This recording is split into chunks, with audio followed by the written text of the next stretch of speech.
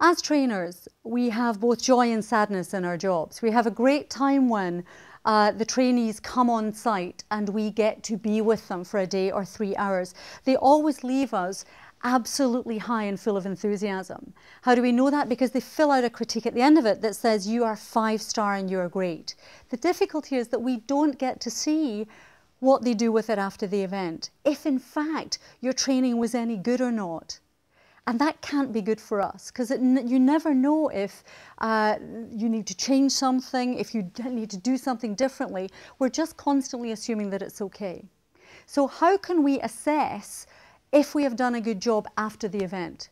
You've got initially 2 key hits. One is their supervisor or their manager that you can go to see if there's been a difference. Now, this only works if you've assessed the individual before they've come on the course, if you've benchmarked them, and then you get the opportunity to assess them at a later stage. And the manager can do that for you. So you must get the benchmarking in first for that.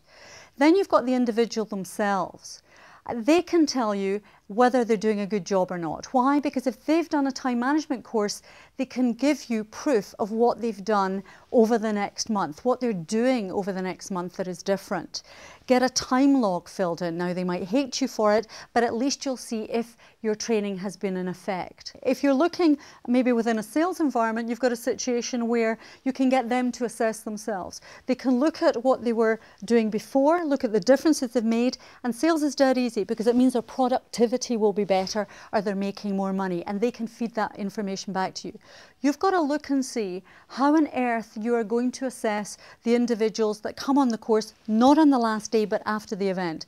Customer care, you may be doing it on customer assessment cards when they fill in as they're leaving, if you're working with a hotel or not. How many did they get before that said they weren't doing well? How many did they get after? Or within hotels or a retail industry, you might do a mystery shopper.